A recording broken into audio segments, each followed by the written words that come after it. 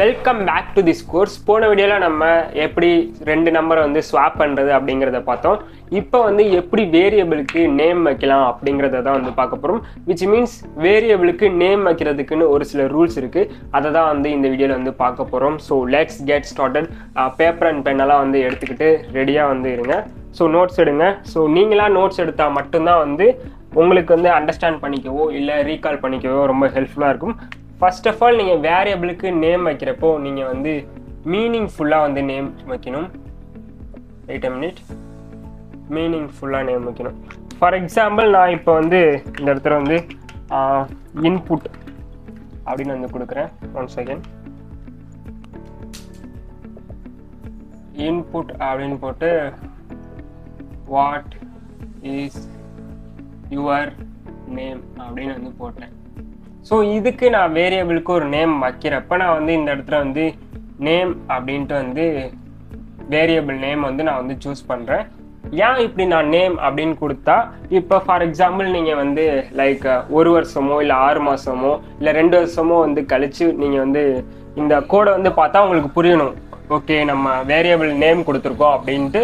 வேரியபிளுக்கு நேமுக்கு ஐ மீன் நம்ம யூசர்ட்டேருந்து நேம் வாங்க போகிறோம், அதனால இந்த நேம் அப்படின்னு நம்ம கொடுத்துருக்கோன்ட்டு நமக்கு புரியணும்.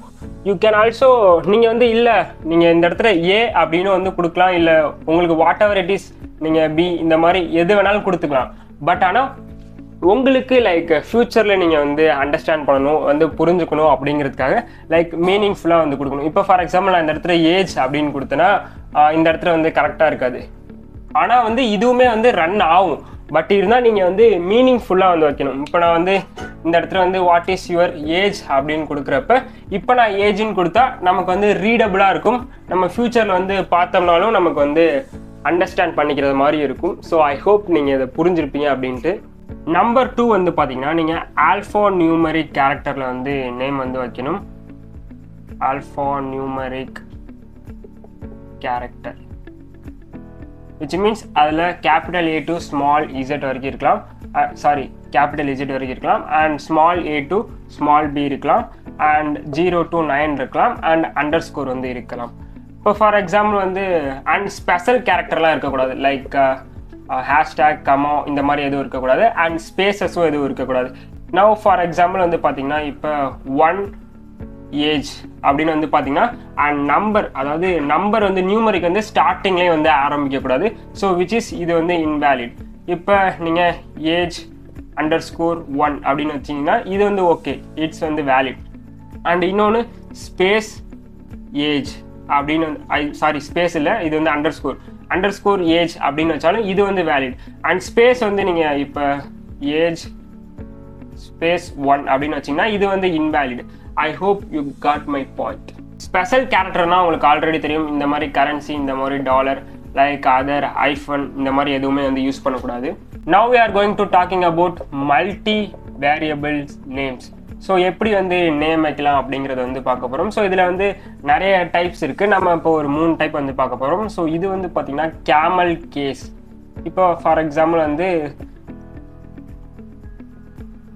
மை நேம் அப்படின்னு வந்து யூஸ் பண்ணுறேன். அண்ட் தென் மறுபடியும் மை வேரியபிள் அப்படின்னு வந்து யூஸ் பண்ணுறேன்.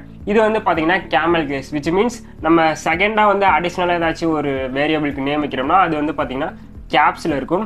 நம்பர் 2 வந்து பார்த்தீங்கன்னா வந்து பாஸ்கல் கேஸ். இது வந்து எப்படின்னு வந்து பார்த்தீங்கன்னா மை அப்படின்னு கேப்ஸில் போட்டேன் அண்ட் மறுபடியும் நேம் அப்படிங்கிறது.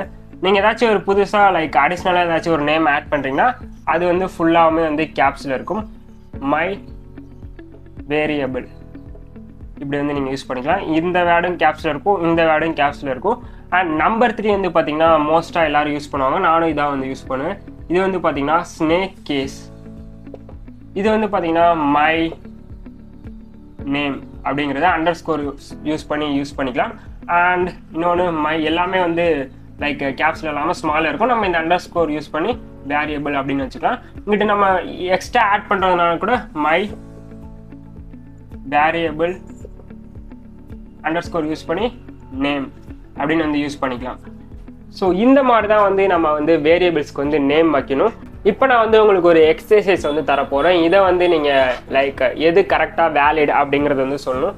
இப்போ ஃபார் எக்ஸாம்பிள் எக்ஸாம் நம்பர்னு இருக்குது, ஐடி இருக்குது, எஸ்எல் நம்பர்னு இருக்குது, ரோல் நம்பர், ஹைட் அப்படின்னு இருக்குது. ஸோ இது வந்து எது வேலிடா அப்படியா இல்லைன்ட்டு நீங்கள் வந்து கமெண்ட் செக்ஷனில் கமெண்ட் பண்ணுங்கள். அண்ட் நீங்கள் வந்து உங்களோட நோட் புக்கில் வந்து ட்ரை பண்ணி பாருங்கள்.